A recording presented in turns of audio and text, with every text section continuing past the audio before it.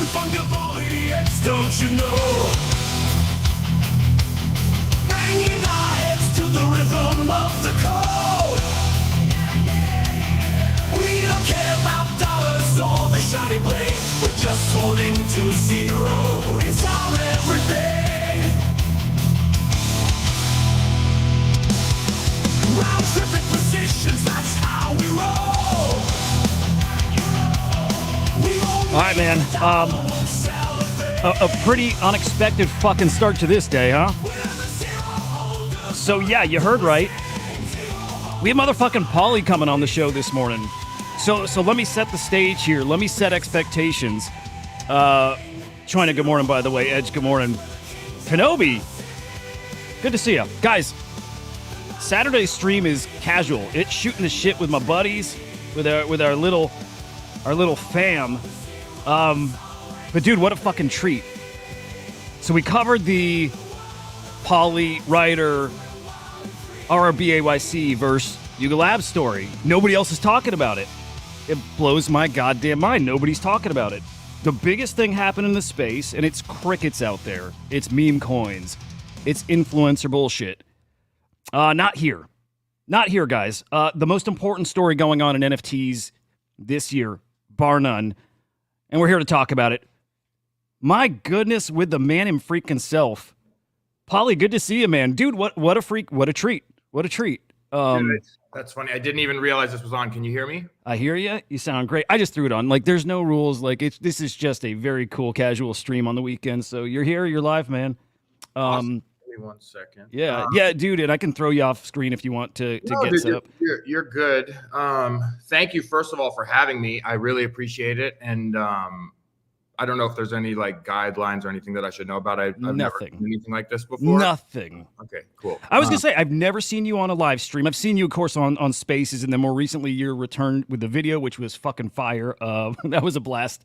The Twitter Spaces thing. Yeah, man. Yeah, and you look great, by the way. Like, thanks. You look great. There's no rules here. This is literally my own personal YouTube. I started a year ago. It's just me hanging out, just shooting the shit with friends. Anything goes today. So yeah, I just wanted to say thank you. I'm just waking up here. It's a little early where I am, and I need more coffee. But I wanted to thank you for the stream that you put out. I've seen you on Twitter before, and when I saw your username, it was familiar to me. But Ryder actually showed me your live stream, and you know, I need more context about like your background. I know that you were wearing like a Yuga Labs or Bored Ape Yacht Club sweatshirt in the stream, so I assume. Oh, funny. I mean, it's all good. It's you know, people are gonna like what they like, but I mean, obviously, I have strong opinions about it, and it's okay if we don't have the same opinion. But I was curious, like, I don't know if you're like a supporter of them or like a collector of the NFTs or a fan or anything, and it doesn't matter one way or the other, but we thought it was interesting that someone wearing merch made by the company that's suing us is speaking, I wouldn't say favorably, because I think that you were just speaking objectively about what you saw. I don't think that you were like having any inherent bias. You literally are wearing merch made by the company that's suing us. Like, it couldn't be any more unbiased than that as far as I'm concerned, unless it was an accident. But my point is I just very much respect how you do what you do. And I respect it when people make content that's quality and they provide a perspective that is reasonable and rational, right? Like, we do not have to agree, but in my opinion, it is urgent that we use our minds, and it is urgent that we apply our critical thinking skills and make decisions for ourselves. We cannot allow people to make decisions for us, and we see what type of horrible situations we get into when we let other people make decisions for us. So I could tell right away that I really respect you, and I like how you do what you do, and you're obviously very passionate. And to me, that's all that I care about. And like, when I see that, I'm like, let me get involved. So thanks for impromptu having me here. And, you know, if you got to, you know, smack me on the wrist and tell me to shut up, please do so. Probably won't happen. Can I get super candid? Can I ask some very direct questions? You can ask me any question you want. I don't care. If it's something that I feel uncomfortable with, I'll obviously let you know. But, you know, this is one thing that we discussed, like in our very brief sidebar conversation, is like, when you're telling the truth, you can show up anytime you want. You can pull up anytime you want. You don't have to ask permission. I don't have to go and like have notes. I don't have fucking notes. Like, what notes? I just am going to tell you what I think and what I believe, and that's it. And that's the beauty of how we've conducted ourselves throughout the course of this whole legal battle. I believe in myself. I believe in Ryder Ripps as an artist. I believe in Ryan Hickman as one of the best blockchain engineers in the whole world. These are the people that I ride and die with. These are my brothers who I go into battle with. These are my brothers who I'm fighting with our lives, with our financial future, with our family's financial future, with our personal safety. We've all received physical threats from these people and their surrounding community. And we are just very passionate about what we do, and we believe in each other. And when you move like that, it's different. And speaking of which, was this real? Were you shot at? Oh no, that's bullshit. That's copy. Well, okay, now that's part of what I was going to ask. That was the candid, the direct question. Like, I've not seen this side of Pauly before, and I've listened to plenty of Pauly spaces, and I like this side just like I like the other. I just realized something, and I'm so sorry to interrupt. I noticed. We should do something here, in my opinion, because this is really cool, and I think we're both excited to have the conversation. But I think that we should actually get around the horn a little bit here. I don't even know if I can see how many people are here listening. People are going to watch the recording of this, that's for sure. But I don't. If you want a bigger live audience, like, I should take a moment to finish like putting it on like other social platforms and things. Dude, send it wherever. I actually was in them. I just need to push like 2 more buttons. Yeah. By the way, there's a whole bunch of people in the stream. I think maybe the link to StreamYard got shared out, which is cool. I've never actually had people in StreamYard with like the ability to maybe bring people up. Maybe we can actually do that. I don't know. I don't give a fuck either. So I don't know how it works. I just figured. I usually forget to do that sometimes when I'm hosting a Twitter space. I'll just be like, hey guys, like and retweet the space. Like, we put a lot of energy and we have a lot of fun here. Let's make sure that as many people can see it as possible. Right. But anyways, I think you were asking a really interesting question, and I just wanted to put that out before we got. Yeah, no, I appreciate that, man. Again, there's no rules, like interrupt whenever, anything goes. But yeah, again, this side of Pauly, it's a little more like, maybe it's because you're just waking up, but it's a little more refined. And also, I've always wondered if the Pauly on Spaces is a character. I mean, I think a lot of people do play characters. I think you're the realest motherfucker out there. I really do. Are you playing it up sometimes, or like this? Again, this is a different version of Pauly. I've not seen this side of you. Well, my name is Jeremy Cahan. So nice to meet you. Yeah, you as well. Well, I don't know what your name is, but I can call you Huda. Well, my name's Yehuda, so it's pretty damn close. It's just that much shorter, you know? I went to high school with a person named Yehuda. Oh, no shit. Yeah, so, and I'm Jewish, but I'm pretty sure Yehuda is a pretty Jewish name. Yeah, nailed it. If I'm not mistaken there. So anyways, what was the question? Oh, am I a real person? No, I'm not. My name is Jeremy Cahan. And Pauly0x is a character on a social media app, right? And what I think is interesting is that there's no rules in life. There's no laws. People tell you that there are laws, and people tell you that there are rules, but that's bullshit. And those things were made up by other people. And, you know, sometimes we believe bullshit that humans make up, and other times we say, no, I'm going to make up my own bullshit, and I'm going to do my own bullshit. And so, you know, there's a lot of social norms and things that people don't understand. Or no, I shouldn't say don't understand. There's a lot of social norms that people abide by, and they don't really understand why they do abide by them or why they do not abide by them. And so, for example, I used to work in the entertainment industry. And one of the last films that I worked on was a film called Tenet, which was directed by Christopher Nolan, who some people have probably heard of. I was a production assistant. I don't want to get into the details of it, but I ran the aerial unit on Tenet in California, in Victorville and in Iron Mountain, which is like an abandoned iron mine near Coachella. Anyways, I had to deal with 6 helicopters in the desert for a couple of weeks. And the point is that I have a background working in entertainment. It's not, no one is going to say like, why is Robert Pattinson acting like a vampire? What the fuck is wrong with this guy? Why is Christian Bale speaking in a fake American accent? Why is he being a fake person? Are you a real person? I watch Eastern Promises and this guy doesn't act like this in the steam room in real life. What the heck's going on here? Like, you know, so it's normal in one context to have a character and to be a real person. In the context of crypto, people have never seen the full scope of that, right? And what's interesting is that when I came into crypto, I was just an enthusiast trying to learn, experimenting, exploring.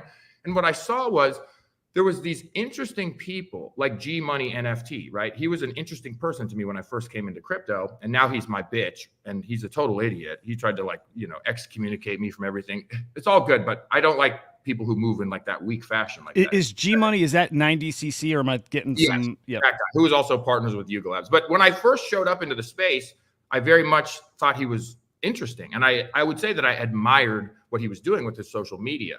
And so I learned a lot from him and I copied a lot from him. And what I saw, and just using him as one example, there's many people who are doing the same thing, but I used G Money as an example because I genuinely thought he was interesting when I first came in.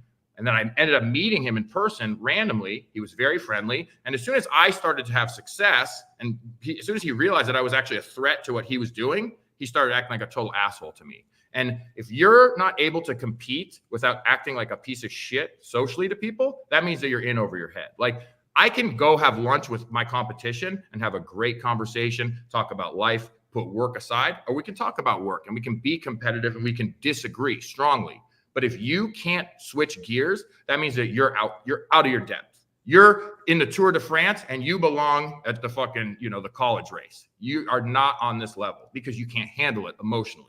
And that's okay. Like, for example, we've been dealing with a $4 billion company trying to step on our neck for 3 years. And I'm built for it, right? But what I know and what I've learned is that other people are not built for it. And that's what Yuga Labs lawyer even said in court yesterday, which was unbelievable. He said, Your Honor, respectfully, and he called us counterfeiters, which is ludicrous because you cannot copy an NFT. You cannot counterfeit something which is immutable and non-fungible. But Pauly, it's the beauty of it. It's one of my favorite things about what's going on right now. I love the comment about art, but just as much, honestly, I love the comment about the tech and like the cool part of what we're actually doing here. It's not the fucking trading. That's fine.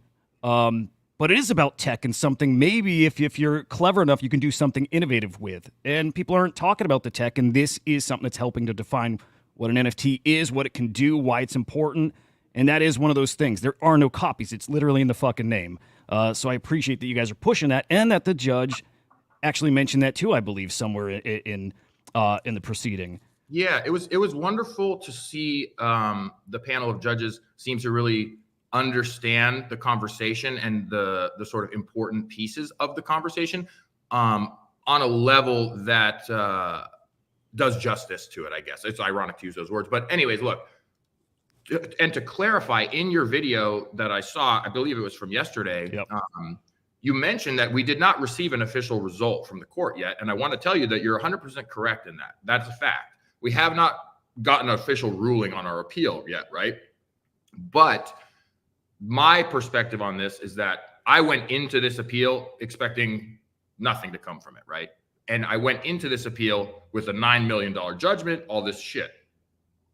And I'm a winner even in that context. Like, I've won so big in crypto that that's nothing to me. That doesn't matter. And like, it would have mattered a couple of years ago, would have destroyed my entire life. But I've been very blessed because I've stood up for myself, and I've been blessed because I've had a chance to be surrounded by amazing people who are really talented and who have high conviction. And so we've already won regardless of the result of the appeal. But my view is that we dominated in court. And I sent you a message about this to try to give you a little bit more context. Understand this. I'm not a lawyer. I did not go to law school. I did not pass the bar exam. I'm just some dude who used to work at a grocery store and, is really good looking or whatever. But the point is that I'm thinking about how good looking I am. And I can't even remember what I was going to say. It jars you. Yeah, it jars me. I'm just so good looking. But dude, can we like, I want to rewind because the last any of us heard about this shit was a little over a year ago. Like, we all left off here. And actually, this is why I was even wearing that hoodie yesterday. I don't think about what I'm wearing. I wasn't expecting news about anything in the Yuga Labs ecosystem, especially with you guys. I thought that was over and done with. So I'm not do I hold any Yuga assets? I might have an other deed. I'm not a Bored Ape.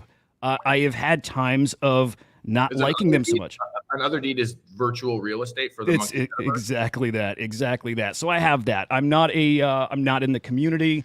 I've gone through a little change myself. I didn't like them. I was very into some stuff Ryder was putting out about maybe where those monkey pictures actually mean. I'm somebody who lived on 4chan for 15 years. I get that stuff. I saw very similar things. I don't know if I still believe that. I'm very open to it because, again, some stuff it's just a lot of interesting coincidences. If just curious, do you know who Moot is? Moot, of course. Okay. Well, why do you know who Moot is? He founded 4chan, right? Oh, yeah, he did, actually. You know who else knows who Moot is? Gordon. I'm gonna go someone in the Yuga. Yeah, every single person on the Yuga Labs team. No shit. But there's one person for sure that I know knows who Moot is. And that guy's name is Karam Adelaide. And he goes by Tomato BAYC. And he's named after Emperor Tomato Ketchup. I'm not going to get into any of that, but we've been digging and doing research on these people for a very, very, very long time, and we know things about them that they don't even know about themselves. That's wild. What we should, I mean, we should get into that sometime. We could do it another time. I'm curious we don't need to, but that's just a little hat tip to you. Well, it's interesting. That's the stuff that all starts adding up, and that's why, you know, my spidey senses go off a little bit and did earlier. But I'm curious, you guys watching, did you guys know that if somebody said the name Moot, does it mean anything to you guys? I'm really curious because, again, that's why some of this is so incredible that that only means something if you're a fucking 4chan trench dog. You know what I mean? Like, I'm not, dude. I never even fucking used 4chan, but I'm friends with all the fucking nerds. I always have been. Even though I was a jock growing up, I hung out with all the fucking kids playing Counter-Strike, and we were like smoking weed, and I would watch them play the video games. But dude, all my friends are fucking nerds. All my friends are on 4chan telling me about 4chan. Right. I just was like, okay, I've seen enough through you. Like, but it's one of those things. If you know what Moot is, you're a fucking 4chan guy. Like, it's fine. And what's wrong with 4chan? It's a forum where people can express themselves. But what I don't like is that these motherfuckers are lying and hiding. That's what's so crazy, dude. Yuga Labs, anyone at their company could have just come and had a conversation with us. But they've been running scared for 3 years. And imagine being so scared that you spend $20 million on fucking lawyers to sue me, a memer, and Ryder Rips, a fucking amazing artist. And then our partners as well. But dude, it's too crazy. You don't move like that when you actually are doing something legit. And right. It's all good. Look, these motherfuckers are in big trouble now. And like we said, we didn't get the judgment from the judges yet. We didn't get an official ruling, but you're going to see this situation is going to unwind in really, really ugly fashion because a lot of people have been fucked by Yuga Labs. All the people that invested in their NFTs bought unregistered securities. That was a prediction. Pauly, you made this prediction on X yesterday, what we're going to see in 2025. It's another one of those things that just gives you like the next level credibility because I think the same thing. There's things I think people that work in the industry know as well. I've tweeted out before that case ain't over. People forgot, but the SEC announced an investigation in the Yuga Labs. Never heard of it since. That doesn't mean it went away, guys. So it's a really, really great prediction. What was the other part of that prediction? I'm trying to remember. I'll pull it up afterwards. But I can tell you something else about crypto. I'll give you another prediction about crypto, and it's a real big problem. And it corresponds to a problem that people have in the court of law. And so in this instance, the summary judgment ruling against us was so egregious that it was actually too egregious, and it's not good for Yuga Labs because the judge, I don't want to, let me not talk about that stuff because I don't even know if I'm supposed to or not. But the point is that in crypto, it's the same dynamic where if it's too egregious, it's not good. And what we have accomplished in our shared communities, whether it's with Ryder Rips Bored Ape Yacht Club, whether it's with Pauly0x, whether it's with Not Larva Labs, which is an NFT marketplace that we built that did more volume than Coinbase's NFT marketplace, which is a multi-billion-dollar global company, we have accomplished really big things. And what's happened is that the crypto industry is so threatened by what we were able to do that I have I have to only use burner accounts because I'm not even allowed to have a Twitter account. Motherfuckers, I built a DEX that has done over $1 billion in on-chain volume. Motherfuckers, we gave $2 million to Matt Fury, the creator of Pepe the Frog, who allowed us graciously to use Pepe to start the meme coin meta, which is a multi-billion-dollar global market. There's billions of dollars worth of meme coins being traded every single day. The volume of Pepe alone is bigger than the entire volume of the NFT market combined. That's a fact. And dude, everyone who is trading meme coins was trading NFTs before. We literally took that market and we said, it's over, come over here now.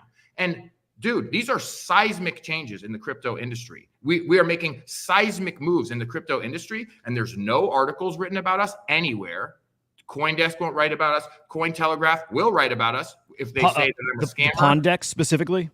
It doesn't matter. It doesn't matter what it is, dude. I'm literally on here talking to you. I should be on Bloomberg. I should be on Reuters. I should be on Forbes. I should be in the New York Times. I should be in the Wall Street Journal. I am in investing.com. I am in business.com, but those are fucking paid slander articles written by a guy named Tom Blackstone who raped a 16-year-old girl in Georgia. And he works for Cointelegraph. You can Google this. He wrote like 25 articles this year for Cointelegraph. He's a convicted child rapist. This dude, let me explain something here. What we do is not a joke. I am a competitor of the biggest crypto companies in the entire world. Uniswap, Coinbase, fucking Gemini, who is owned by the Winklevoss twins. Their head of marketing invited me to New York, and we had an in-person meeting so that they could pick my brain. You cannot censor someone who is at the absolute elite of what they do and not make the entire industry look like a big fat question mark. There's no one that is even close to on the level of what we are doing together. Not even close. We are on a higher level than the rest of the industry. And as a result, crypto industry wants to basically redact us and basically silence us. And motherfucker, I don't like that. And when I say motherfucker, I'm not talking about you. I'm saying proverbial motherfucker, like, because I'm passionate and I get fired up. And you're absolutely right. And people who've been watching this stream now for the past year know we've talked about you throughout because we see the same thing. I think we share a lot of the same values here about the products, about actual building. It's a fucking meme in this space. There are some people actually building, and it does shock me you don't get the attention out there on those mainstream sites. It does boggle my mind. Well, here's the thing. I get all the attention. That's why those fake outlets don't want to give me any more. Right. See what I'm saying? Like, the reason that they don't want to write about me is because I get all the attention. And here's the thing. This is how bitch made everyone in crypto is. Motherfuckers are so fucking bitch made. First of all, I know everybody in this bitch. There's nobody that I'm not a phone call away from at this point. You want to talk to the fucking CEO of this exchange? I will get them on the phone same day. For example, you ever heard of this movie called The Big Short? There's this guy called Michael Lewis. He wrote it. I wanted to talk to him because he was writing a book about Sam Bankman-Fried and FTX. FTX and Sam Bankman-Fried were the biggest investors in Yuga Labs, right? I'm like, okay, this is relevant. Anyways, you probably heard of this movie called The Big Short. I wanted to talk to Michael Lewis, and I spoke to Michael Lewis that day. That's what I'm talking about. I'm in this bitch. I'm not a consumer. I'm not a sideline guy. I'm not an armchair quarterback. I'm the starting quarterback, and I'm on the field making plays every fucking day. And dude, it's just there's fucking levels to this shit. That's all I can really say. There's levels to this shit, and I have so many fucking thoughts swirling through my brain right now, man. We've learned so much about the world, so much about how everything functions. And crypto, dude, it's a fucking farce right now. It's a farce. And this is the best way that I'll tell you is that just imagine a scenario, and this is going to fuck with people, right? I know this is going to fuck. I can't wait. Imagine, I know it's going to hurt people's feelings. Just imagine that I invented something that was better than Bitcoin, that was better than Ethereum, and that was better than Solana. It was better than all of those in every possible way. It was cheaper, it was faster, it was more secure. It was, whatever it was just better, right? I know that crypto maxis are so fucking glued to their bags that they can't even imagine something being better than all those things, right? But of course it's possible. Like, imagine if it was the 1920s and I was like, imagine if someone invented transportation better than this locomotive steam engine. And you were like, no, you cannot make something better than the locomotive steam engine. Don't you know, like, there will never be anything better than this. When they first invented the locomotive, they thought you couldn't go over 35 miles an hour because they literally thought your head would explode if you were in the train. So people have to understand that things fucking change, right? There will be better innovations and they will come. But in crypto, what I've learned is that if I created a blockchain that was better than all the existing networks, which is absolutely possible, if I created that and put that out and innovated and improved crypto and blockchain technology for everybody, the crypto industry would literally try to have me assassinated. They would try to smear me. They would say that you're a scammer. This is bullshit. Ethereum is the best. Bitcoin is the best. Solana is the best. So what does that tell me? That tells me that the primary motivation of this industry has nothing to do with innovation. And it has only to do with capitalizing on an investment, AKA pump and dump. Well, I got to ask you then, what even motivates you to stay in this space and to build and to push and to fight? What's the motivation if you've already made your bag?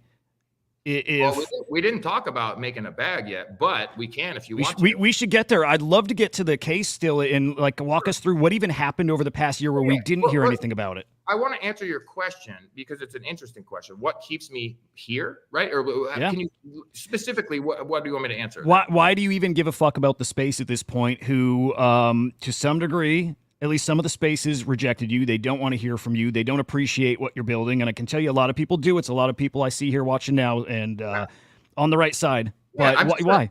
Same thing with my girlfriend. My girlfriend dumped me, but I still think she's hot. I still want to be with her. I'm a stubborn motherfucker. Like, I don't care if they don't want me. I want them. Do you see enough in this space that it's worth your time? Dude, I used to work at a grocery store and be a dog walker. Like, I'm good with spending my time in all kinds of ways. Yeah. It was not very long ago that I was making my measly amount of income by walking a dog and having sex with a woman who I met on the internet for money. So I'm okay with, bagging groceries. I like it actually. I like that. Okay, so take us back again. This is the last time we heard anything about this freaking case, right? It was you guys lost, Yuga won $9 million. The end. Nothing about it till what? 2 days ago at this point. When was this? This more recent hearing, the 15th, 2 days ago. What's happened in that year between? Were you always planning to fight? Is that what's been going on behind the scenes over the past year? Yes, and it's hilarious because all of these crypto media outlets. They will write anything. It's all bullshit. It's made up. They're like, we lost the case. Clearly, that is nonsense because look at what we just watched 2 days ago. We're in a higher court. You don't go to a higher court if the case is over. The case is ongoing. And so this isn't something that just happens out of nowhere. We've been working on this appeal fucking every day for, I don't know, a year or whatever it is. So, look. It's so interesting. Like, the truth is not valuable to media. The media needs engagement. That's where they get value. They don't get value from facts, information, or educational anything. They get value from people paying attention. That's all that matters. And what people pay attention to is somebody lost, right? Or whatever. It's complicated also because these are all paid marketing materials. They're not real journalism, but that's neither here nor there. Yeah. Media's all clickbait, and I've seen it too, just given what I do, and I've absolutely seen how it works. That's okay. That's okay. Like, but it is what it is. I'm not going to pretend it's not the case. Like, I'm also not going to pretend that I have a right to be like clutching my pearls over it. Like, That's just how the internet works. Yep. Biggest takeaways from the case. I hope guys, you should go back and watch it. 48 minutes. Actually, I thought it was pretty damn entertaining, more entertaining than the crypto for Kamala bullshit the other day. Probably more entertaining than the Trump thing. There's actually some good substance here. Go back and watch this, guys. But there were I think 3 moments that really stood out to me. One was, I believe this judge here all the way on the left talking about she didn't believe customers here that are buying these NFTs would be tricked. There was another moment. Well, actually, let me ask you if you're there. I'm here. Okay, cool. What were the big takeaways from this 48 minutes? What were the takeaways? What were the standout moments for you? Things that were defining NFTs, things were commenting on art itself. They gave an analogy of people are buying knockoff Nike shoes on eBay. This is the same thing happening on the blockchain. The judge called bullshit. It's very difficult and challenging to talk about this with someone who hasn't been in the people truly do not understand how deep in the trench we've been with this legal battle for this amount of time. Like, we're not a fucking company. We're individuals. And dude, it's just been crazy. So what is my biggest takeaway? It's the context that I want to give you about that is that we know everything about all of this. We know everything about all of this. There is no lawyer in the world who knows as much about all of this as Ryder Ripps and myself do. It's and they will never be able to because those people have other things going on in their lives. This has been basically our entire life and a very substantial part of our life for a long time, right?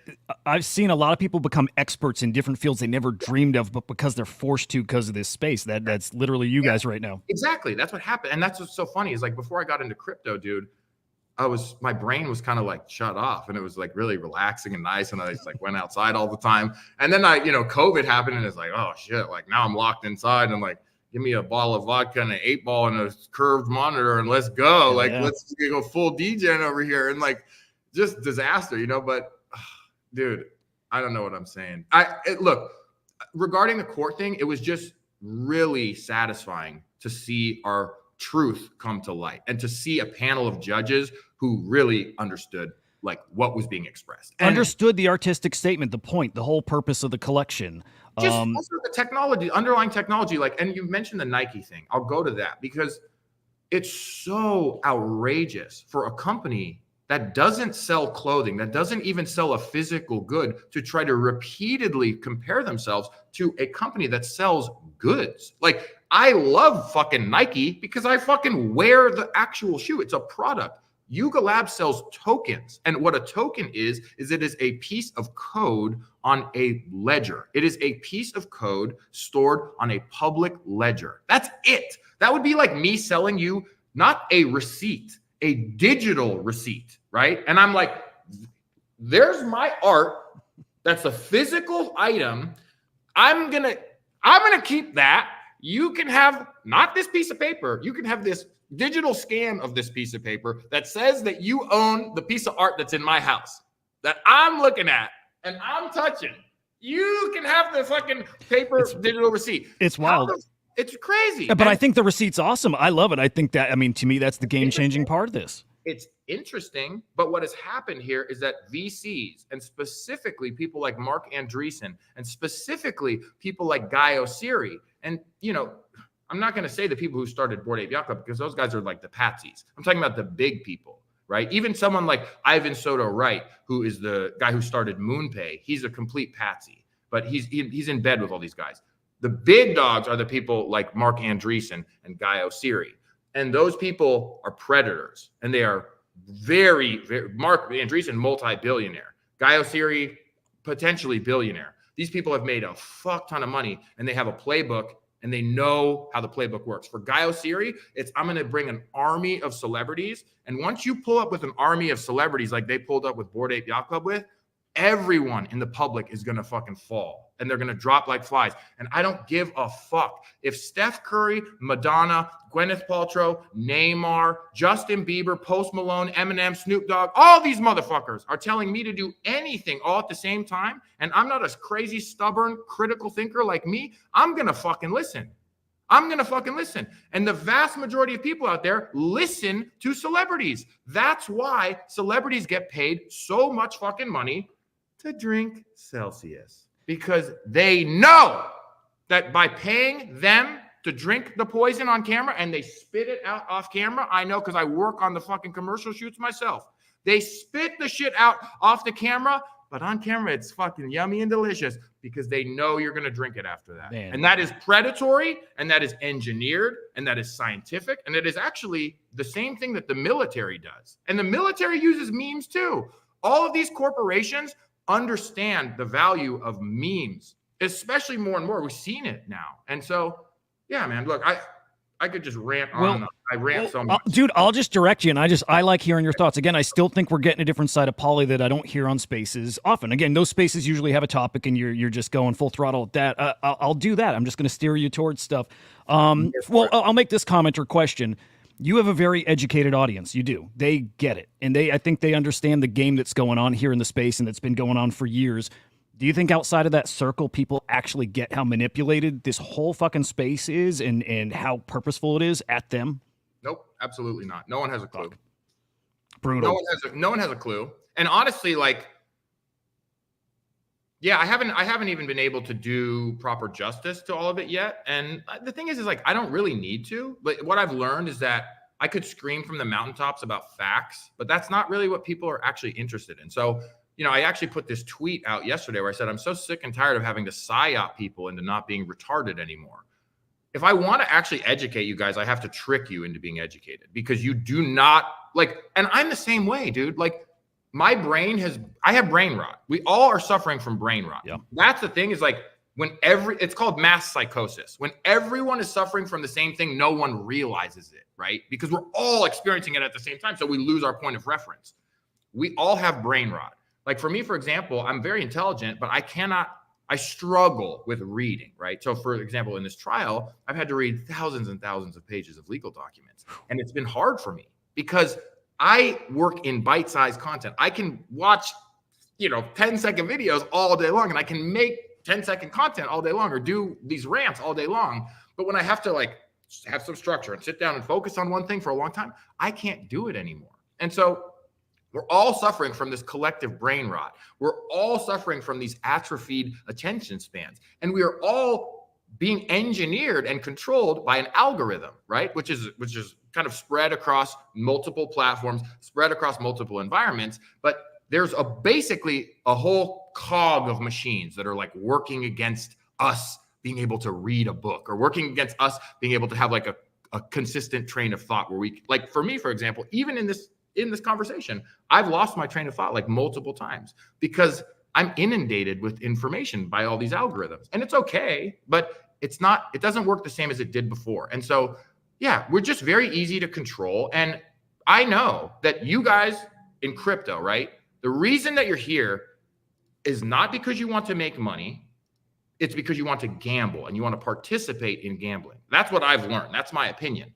Most people are actually, in fact, afraid to win. And when they have the win, they self-sabotage and they round trip it. And that's why more often than not, you'll hear stories about not someone who round tripped $100,000 once, but someone who round tripped $100,000 4, 5, 6 times. The reason that you do that is because you're self-sabotaging. Yeah. You know what you're doing because you've done it before, but you don't want to believe in yourself. You don't want to give yourself the chance to succeed. And I know what that's like. I'm saying that from a place of relatability, not shitting on people, but the psychology of people is what fascinates me. I'm interested in that. That's why I like working at a grocery store, because you get to talk to all the people who come in and you get to take the psychology. Same as this. I love dealing with people. And so that's always going to be exciting and compelling to me. And crypto gives me access to all this stuff. So it's for me, I'm an autist in a candy store or whatever in that way. But it's that to wrap it up, the only way to get people to be educated, and I disagree with you that I have an educated audience. I think that my audience is the same as everybody else's. Fucking retards, right? And people can take that the way that they want to. Wiley Arenow's out here trying to be look at this guy. He's calling his community retards. Motherfucker, no one is more retarded than your community. They bought fucking fake digital real estate for an imaginary monkey metaverse. So let me be very clear. There is no one in crypto who's dumber than that, okay? So your community is the dumbest, and everybody else is just a fucking retard. And that's how I speak, and that's how I talk. Well, and I'm not going to speak the way you want me to, because I don't have to, because I don't have a fucking boss. I love that. Anyone. I fucking love that. Hey, at least I know I'm in good company with fellow retards here, so I feel good about that. I'm a retard too. Look, I love it.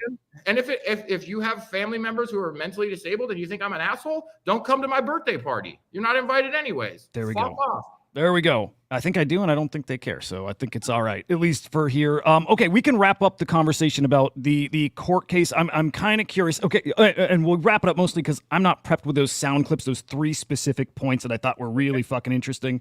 But I am curious, where do you think this goes next and when? Is this something they rule on just from that hearing itself, or is there more court dates coming? I don't know the answer to that. That's more of questions for the lawyers. But look, this is what I think is interesting about what's next is that I think that this is a really, really fascinating story. And we're all fucking heads, the same way that I was if you know who Moot is because you're a head like that, Nobody knows about this shit unless they're really a fucking head and into this nerdy shit. And so right now it's like Burning Man when it first started. I don't fuck with Burning Man, so that's maybe a silly example. But it's look, I really love electronic music, and one of my really best friends is Jimmy Edgar, and I was collecting his vinyl records when he was putting out music on Warp, 20 years ago. And he's an amazing musician, and Dude, I don't know where I'm fucking going with this. I actually had somewhere I was going with this, and I just have too much fucking on my mind. Well, let's see. Question? Well, I don't remember too. I'm I'm with you. I don't know. I don't care. I just like hearing you talk. No, so, I know, dude. I had a point. Why did I mention Jimmy Edgar? I had a point. I have brain rot, dude. Hey, help us, guys. Guys, help us. Where are we going? Yeah, so it's like, where's this going next? Oh, yeah. Where is this going next? And the case itself, what are the next milestones? This is a big story. It's a big story, and it involves a lot of scandal, right? The story's going to be told, right? I was saying how people are like heads, and I was comparing this to electronic music. I've been a fan of electronic music for a long time. I regained my train of thought. Sorry for losing myself. But beautiful. What I've noticed is, right, like when I was, and this is going to sound like total cliche, but it's like when I liked Aphex Twin, people were fucking beating me up and stealing my milk money over it, right? When you liked Aphex Twin, you were like doing ketamine off a supermodel's nipples in like the VIP lounge at some fucking startup like nightclub or whatever. You know what I mean? With Snoop Dogg DJing the Aphex Twin or whatever. So things start out as very underground and then they become more mainstream. And what's so funny about crypto is that crypto it's still kind of underground, but it's also it's like underground mainstream, where like the trajectory of this stuff happens so fast. Because before we could look at something like hip hop or electronic music and be like, remember how it took 20 years for that to become popular and like lucrative and like sexy?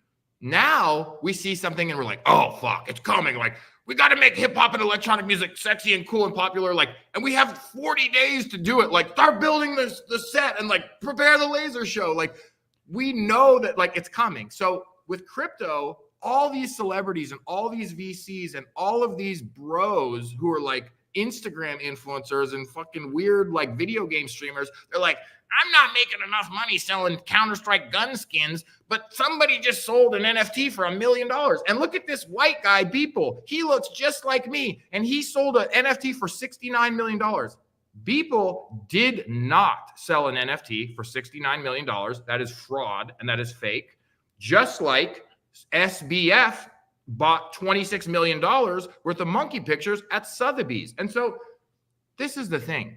We're at the stage right now where I can talk about all this stuff and no one's really going to get it. It's way, way, way too much information for people. Don't get it because they don't care or because it is a little too in-depth? It's too much new stuff at once, right? First of all, just the NFT concept alone, that alone is too much for people. And it's actually genius from a marketing perspective. And this explains why NFTs became a $40 billion overnight scam bubble, which was predominantly wash trading, but they're perfect for that type of thing. It couldn't have happened with any other asset. The reason that they're so good is because, first of all, let's call it what it is. They're non-fungible tokens. They are not NFTs. NFTs is like a cute sounding, catchy thing. You're buying non-fungible tokens, brother. Don't get it twisted. And what a non-fungible token is it's basically a scan of a receipt from the fucking sushi roll that you just bought from Whole Foods or whatever. It's worthless. It is worthless. It has no inherent value. And it is interesting if you're a fucking blockchain engineer, which you are not, and I am not, right? It's interesting in some ways, but it's perfect to scam people with because it can be wash traded, which is unbelievably useful for tax evasion. It's unbelievably useful for money laundering and all kinds of financial crimes. And you can convince people that these are Pokemon cards and Magic cards and Yu-Gi-Oh cards. And bro, there was literally fucking retards like that guy DeesFi going on podcasts and being like, dude, it's like, so just picture like the Mona Lisa, but it's like the digital version of the Mona Lisa. And you own like, gross. You can buy like a fraction of a percentage of the digital version of the Mona Lisa. Dude, these motherfuckers, I know these motherfuckers and who they are in real life. You have people like that out here talking about Picasso and Mona Lisa. That fucking motherfucker, LARPs. That motherfucker doesn't even know what hummus is. If he came to my house and I had hummus and pita at my house, he'd be like, someone pooed on the table. Like, we got to call the, CDC. Like, dude, these people don't know anything about anything. And they're out here making a fuck ton of money. So dude, listen, man, if I'm stupid and I see a stupid motherfucker getting rich off of scamming people, I'm pulling up. The NFT the whole thing is a scam.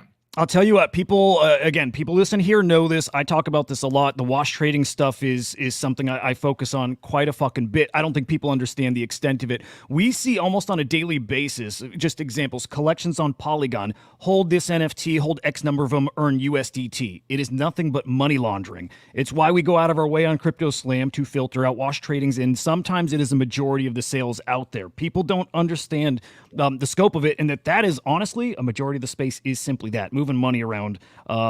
Given that this is scanning blockchains, this isn't necessarily marketplace sales. It's literally just tracking sales on the blockchain. Guys, it's dirty out there. I'm telling you, it's fucking dirty out there, man. Huda, I have a question. Is there, yeah. I mean, this is just interesting to me because it's the first time that I've done it, but I do, every time I participate in anything, I've learned from one of my best friends, Ryan Hickman, who's a data scientist and an engineer, that it's great to look at everything as a data gathering opportunity. And so I treat everything as a data gathering. I love that. Right. But I always am interested to see things like, is there a way to see how many people are listening live? I'm curious. Like that is interesting data to me. Yeah. Let's peek. Because I don't know how this works, but and to be fair, I'm having an amazing time chatting with you, and like I'm here for this. Pauly, I'm just gonna say it, dude. You should come on here a lot more. I think you got a cool story, and I think it is a good opportunity to like honestly. It might sound cringe, but educate people. I'm big on that. I just want people to hear the real side. It's why I named my show Inside NFTs. I've worked in the industry now for over 3 years. I have a different perspective. I have co-hosts on my afternoon show who work in the industry too. And we're not trying to sugarcoat shit. It's trying to tell people what's really going on behind the scenes. It's very similar to your perspective. You're at a whole other level, though. You're dealing with things at the cutting edge, but behind the scenes, it's interesting shit, and I think people need to hear it. Dude, I'm very passionate about talking about this stuff, and I like what you do and how you do it. So I'll probably join you again soon. You know, but we're still doing it right now, so let's not get ahead of ourselves. No, keep doing it. So we're having fun. We got a bunch of people watching. So, dude, X is fucked up with their numbers, by the way. It shows 1,600 here, right? X doesn't count. It's probably hard to see. X only counts like clicks. It's like YouTube. If somebody clicks on the video, it counts as a view. So 1,600 on X right now. It's on X. It's and I stream it to YouTube at the same time. It's awesome. Amazing, cool. dude. I don't know. I'm a fucking boomer, dude. I don't know anything about it. We can get you up to speed, but you don't need to know it, I don't think. Can we get a little political? Dude, you can ask me anything you want. I'm like the most down for whatever. You will never have anyone. I'll fucking smoke crack on the live stream. Well, let's do that too. Let's do DMT. Let's have a good session like that here. That shit, dude. But you what? I'm down for whatever. As down as you could get. You had a journey with that shit. We don't have to get into that now, but I think have you talked about that? I want to make sure I'm getting the right person. But like battling through drugs. Yeah. I used to be a heroin addict when I was a kid. Okay. But I mean, I was also other things too. You know, I was like a golf caddy. I did other stuff besides heroin. Dude, you have an interesting fucking story. All right, let's do political stuff first. I'm half shocked, half not that crypto is such a big topic here this election cycle, right? Trump, and it all started with Trump, really. I don't think anything would have been happening that's happening now if Malcolm out at that fucking Mar-a-Lago dinner party didn't ask Trump about what he thought about crypto, right? I think that was the question. Did you think we would be here this election cycle talking about the importance of crypto and then seeing the Democrats lean into it the way they are too? Are we ahead of the schedule? You know, I don't feel like I have a really strong opinion or perspective about this specific subject because I just don't feel like I've had the bandwidth or interest to pay attention to it that much. You know, I mean, look, this is what I think is going to happen with the whole Trump thing. I think that Donald Trump is a fucking idiot. First of all, he's a complete fucking idiot. And Kamala Harris, I'm not even going to talk about her because she doesn't even exist as far as I'm concerned. Like Donald Trump is God compared to Kamala Harris, but they're both trash in the big picture. Like if you think that Elon Musk and Donald Trump are the solution to what's going on in the world in 2024 and the problems that are going on, you need some serious help. Like, that is not the solution. The Donald Trump and the richest man in the fucking world are not here to fucking save the day. Okay, yeah. I hate to break it to you, but specifically regarding crypto, what's happening with his kids or whatever and the shit that they're doing around crypto is bad, and it is going to decimate the crypto industry. The celebrities and like, you know, Lil Pump and Caitlyn Jenner like pulling up and saying, Pauly, you're the crypto king, like all this shit. You know, I talked to Caitlyn Jenner and Soulja Boy and Iggy Azalea and all these people who don't know anything about any of this stuff, that can't really harm the industry that much because that's already par for the course to have like celebrities who are desperate for money doing these little petty pump and dumps. But when the president or the previous president or the potential future president, when his family is out here talking about DeFi and meme coins and all this shit, that is not a good look. And that is very, very bad. And I suspect that it is intentional. And, this is the thing, is that everything in crypto is market manipulation. Everything in crypto is market manipulation. And it's so funny because everyone who makes money in crypto, who makes real money, they make it because the market was manipulated in their favor. You do not make $1 million in 24 hours unless something crazy happened in your favor. It doesn't happen. Again, it's something I try to highlight for people here. Again, I think people are very unaware of how it works. When you hear about something, again, it's too late. That's kind of day one shit you should know, but it's highly manipulated. What about the Trump specifically being in, do you think is so bad? Just that they're grifters, or is it much deeper than that, do you think? I'm not saying that they're grifters. And look, I all things said and done, I very much support Donald Trump in this context, right? I don't think that any of it fucking matters, really. But I just think Kamala Harris, dude, this is the bottom line. I shouldn't even talk about this subject because politics is all fucking bullshit. It's all bullshit, dude.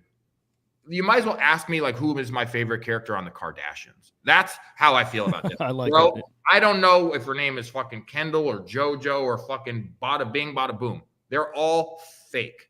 I don't care about the soap opera. I don't care about the fucking bullshit, brain drain. I don't need it, dude. I have better shit to do. And honestly, I believe that because of what's happened in this situation with crypto, I think that now we have a really interesting opportunity to actually influence the future in a really big way. Because what we've been able to achieve in crypto can be achieved outside of crypto. But what we proved in crypto was that a group of individuals like us can pull up here and we can disrupt an industry so much that we end up actually running an industry, right? Wow. When there's multiple huge powerhouses in play, like David can pull up and outmaneuver Goliath every time. It's not just one story, it's every day, right? This is a new paradigm now, right? Where you don't need a 1,000-person company to do any of this shit. Right.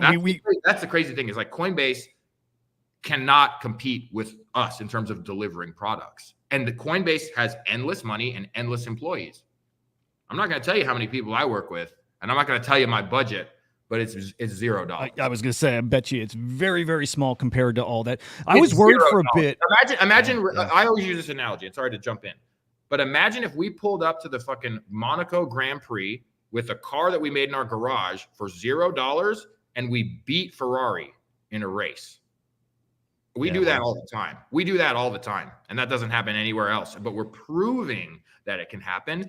And that's why the media doesn't want to talk about this, because this is dangerous. Empowering people and showing people that shit like this is possible is dangerous for the status quo. And dude, it's such an important point. I was worried that the opportunity for us to be, as disruptive as we were, I just say we, us as an industry, but the community part itself, I was worried that that's slipping away. The more people I guess even the Trumps, the more those big names and the big money comes in, the more those opportunities do slip away. And to some degree, I think it does.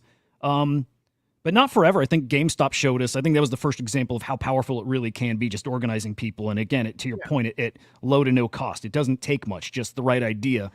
So maybe the opportunity is not over. Maybe it's going to get a little more difficult. Maybe you have to be a little more innovative and clever with how you build, tackle, whatever you want to disrupt. You have to be a little more thoughtful with it. But that opportunity ain't over, is it?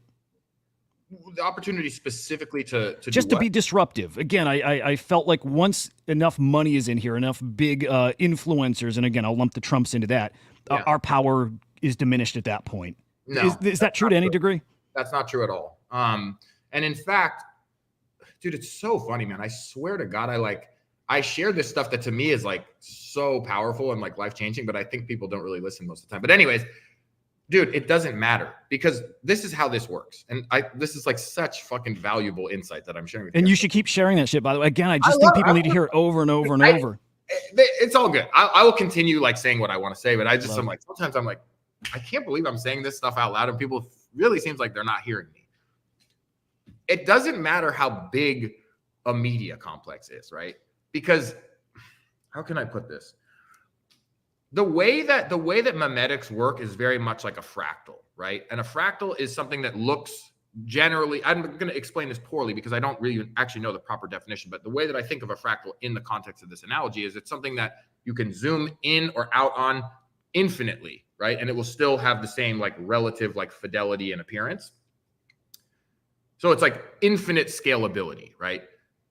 If you take a media complex or you take like a mafia of scammers or criminals or VCs or social media influencers or whatever it is, that's an ecosystem, right? That's an ecosystem or a team or whatever it is. It's a family. You can call it whatever you want, but I'll call it an ecosystem.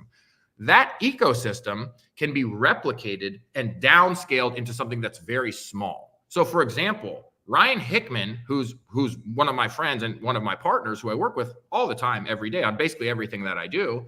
And can you say the name again? I just want to pull it up. His name is H Wonder on Twitter.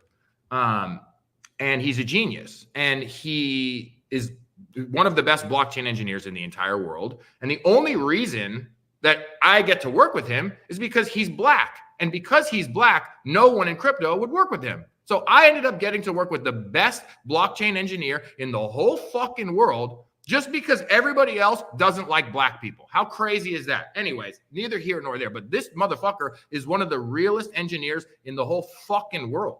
Okay? I'm not going to blow any more smoke up his ass. I'll let him do that to himself.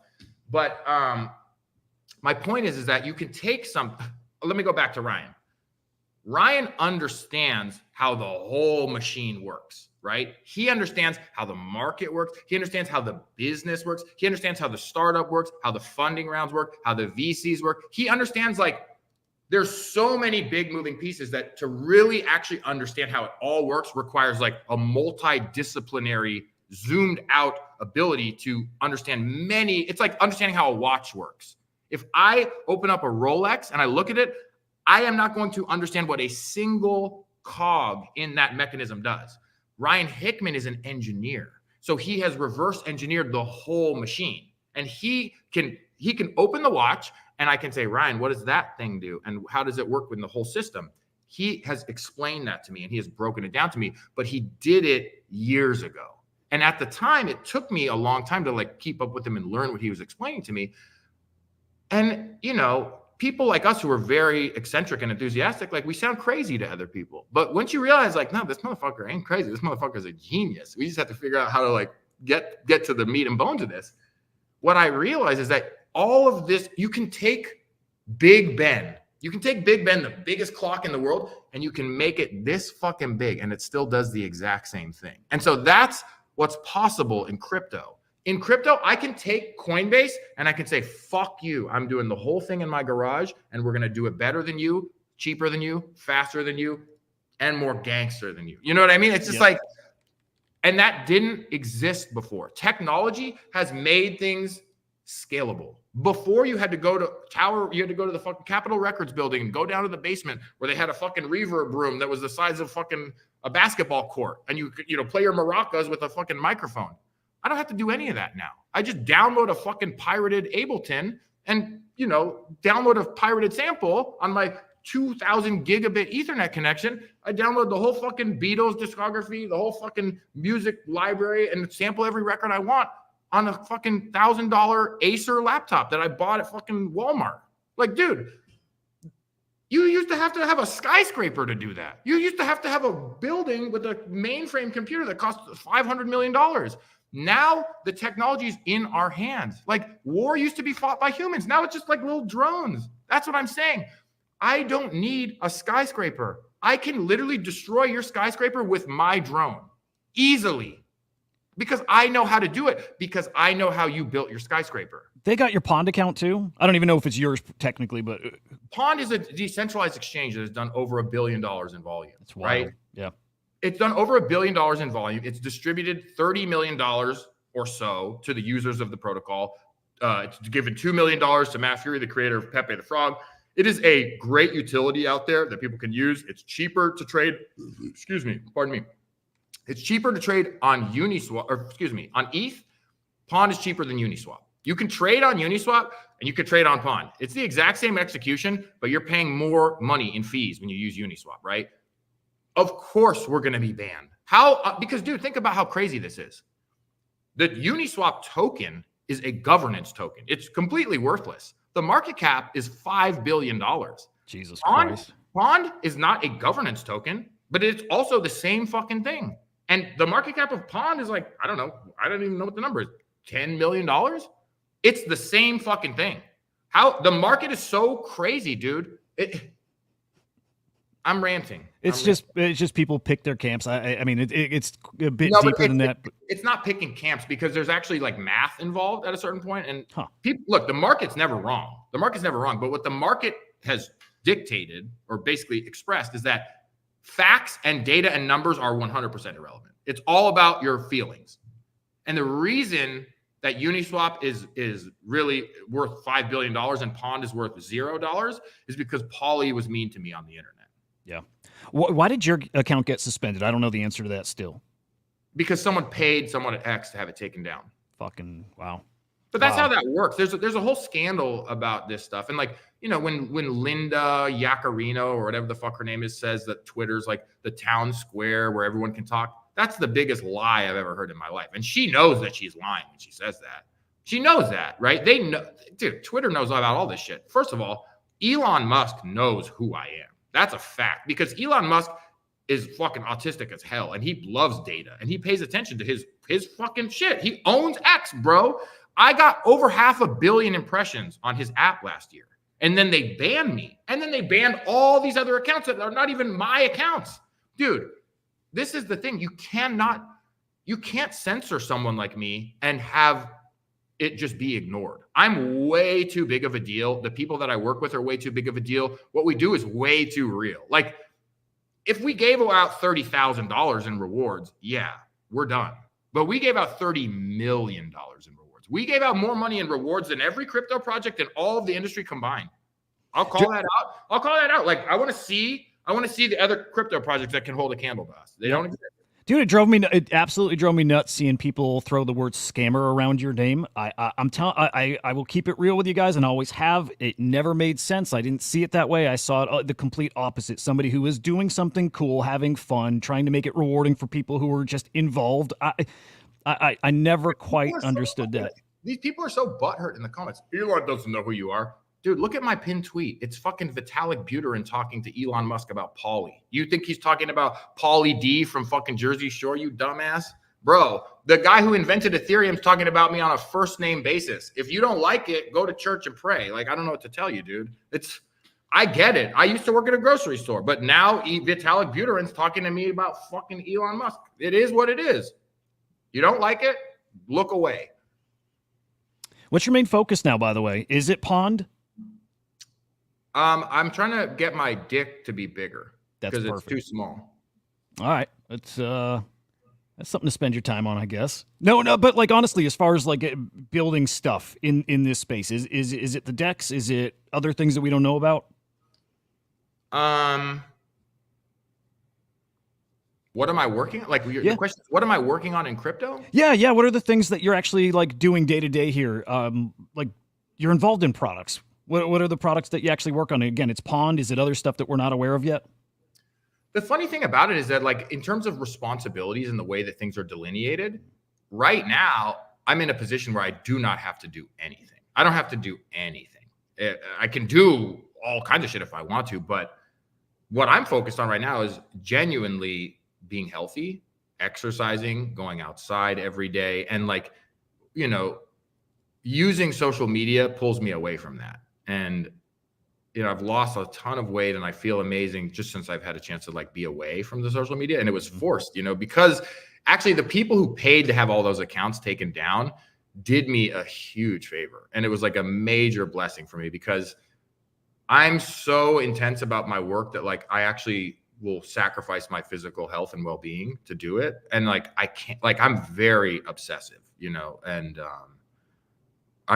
so are the people that I work with. And that's why you can't fuck with us, because like it's hard to be as obsessive and passionate as we are, and because it puts a strain on other things in our lives. But like when we have a single focus, like we are gonna achieve it, right? And so right now, I guess I'm just thinking about like, I'm trying to think about myself as like a human being, and I'm trying to adjust to like the changes that have happened in my life. Because honestly, dude, like changes, I don't love changes. Like I'm very successful. I'm a leader in like a really big global industry. I do have a lot of like sense of accomplishment and pride about that stuff. But my biggest concerns are just like trying to stay humble, which is hard for me because I'm very arrogant and crazy sometimes. And, thinking about like bigger picture, because with crypto, we get so glued to like the screen and we like the dopamine and we're like waiting for the next tweet and waiting for the next contract address. It's easy to lose perspective completely. So I think that I've been blessed with this interesting sort of pause from it all.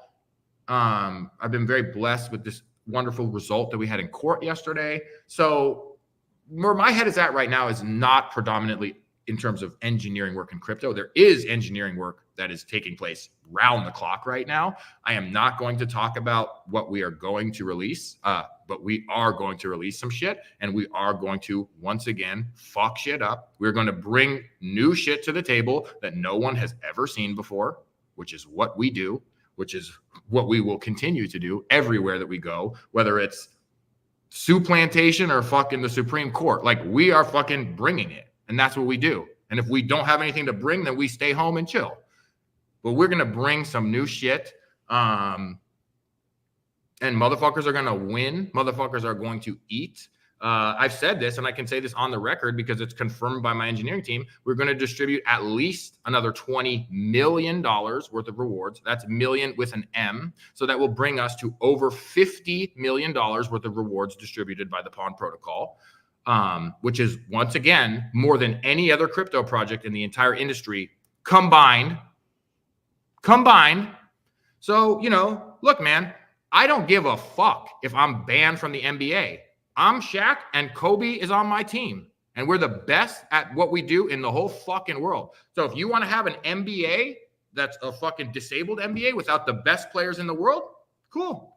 We'll keep playing basketball because we love playing basketball, and we don't play because we need someone to applaud us. We love what we do, and we are obsessed with what we do. And that's why I'm just as happy to be here talking to you as I will be when I'm on the Joe Rogan show.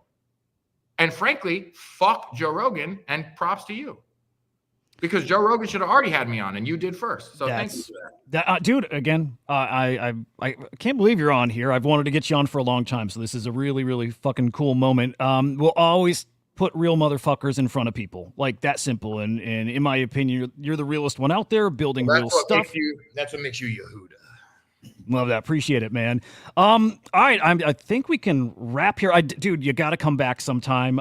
We'll get a good proper show going. You can come on this one, the other shows, any of them, anytime. Dude, appreciate the hell out of you right now. Thank you. Likewise, man. That's totally mutual. Question is, are you able to have multiple guests on these things? Oh, yeah. Yeah, we can have. I don't even know the limit, but yeah, lots. Well, I think it would be great to do one with Ryder as well, if you're interested. I mean, Ryder, he's a genius, and I think I would love to do one with anyone that I've worked with. So, and honestly, like, I could just point you to talk. There's a lot of people that like you should probably tap in with, at least like on some level, maybe not on this, but you got to talk to some of these people who have been around this whole thing from the beginning, right? Like, and dude, there's even like I said, I don't know if you're like a fan or not, but it doesn't matter. You were wearing like the Yuga Labs Bored Ape Yacht Club sweatshirt, and that's fine. There's been people who started out really thinking that like what we were doing was bogus and like we were making shit up. People who were really passionate Yuga Labs supporters who have totally come around, and now they're like, Yuga Labs even fucked me over. Like my friend Columbo, he was a big supporter of that community. And he's an artist, and he's a really great artist. I've always loved his art. He does this interesting collage work with like different types of currency. J.Columbo on Twitter. Anyways, he was a big fan, and like he made like a ape skull logo out of $100 bills or whatever that he like cut up with an X-Acto knife, and they like tried to take legal action against him or some shit. Like, look, man. It may take a long time for people to realize what's going on here, and they may never realize what's going on here, but we are passionate about knowing about it, and we are passionate about trying to reach other people with the truth. But in this convoluted 2024 brain rot environment, you have you have to really improvise in funny ways to try to get people's attention. So look, I want to end with this because there's so many people out there that are going to be confused and continue to be confused. But Pauly0x is a character, and my name is Jeremy Cahan. There's a lot of overlap between those two things. And what I write on any of my accounts is me writing, right? But there's a difference between me as a person and there's a difference between me as a personality on the internet. And someone told me very early on in crypto, if you want to be successful in this environment, you have to have a hyperbolic personality. And that means you have to have a larger than life personality. And I could be reserved, but I will not be able to achieve my goals if I'm reserved. So in order to achieve my goals, I have to move a certain way. And I don't mind doing it. It's entertaining, it's fun, it's spicy, and I'm a natural. So it is what it is. Dude, it's all those things. I'm a fan of people just doing things and then opinions come as those things are happening. I enjoy every moment of it. Pauly, where's the best place for people to follow you? Right here on Funkism? I don't want people to follow me. Okay. Well, and I don't need people to follow me because, you know, what we do is just bigger than that. Like and no offense to people who like want followers and stuff like that. I think social media is interesting, but I also think it's fucked up. And yeah, I don't know. I don't care what people do. But I really want to thank everyone for coming and checking us out. And I want to thank you, Yehuda, for having me. And like, yeah, I have a tremendous amount of gratitude to God and to all the people who have been angels for us and showed up and just like made this something that we believe in even more worth fighting for. Dude, beautiful. Beautiful. All right, well then, at the very least, guys, you can always subscribe here inside NFTs. I do this 7 days a week. I've done it for a year. Missed one fucking show ever when I lost my voice. That's it. And the reason being, guys, I just want people to see real shit. I think this is the most real shit we've seen to date. So yet again, thank you. On the weekdays, I do a show over with Crypto Slam over on SlamX. It's SlamX Official on YouTube. And guys, you can follow me at Huda_idiot. Pauly, dude, thank you very much, sir. I like to make predictions. People are going to try to make fun of this video, and they're going to try to say like, oh, look, it doesn't have a lot of engagement potentially. And maybe it has a ton of engagement. I don't know. But people are going to talk a lot of shit about this. Good. Because they do not want shit like this to happen, even on a small platform. But when I showed up in crypto, and I'm one of the most powerful people in all of crypto in the world. That's a fact. And when I showed up, I was just nobody, and I had no followers. But smart people took me very seriously as soon as they realized that I had something going on. And that's how I feel about you. And so you have something going on here, and I'm really glad I got to be part of it. And it'll be interesting. You're going to get a lot of negativity, and your platform is going to grow a lot. So Congratulations, and I look forward to talking to you on here again very soon. Cool. Looking forward to it, man. Thank you very much. Guys, hope your Saturday's fucking fantastic. I'll see you tomorrow morning, same time. Guys, see you. Love. Thank you. Thank you, sir. See you, Yehuda. Bye-bye.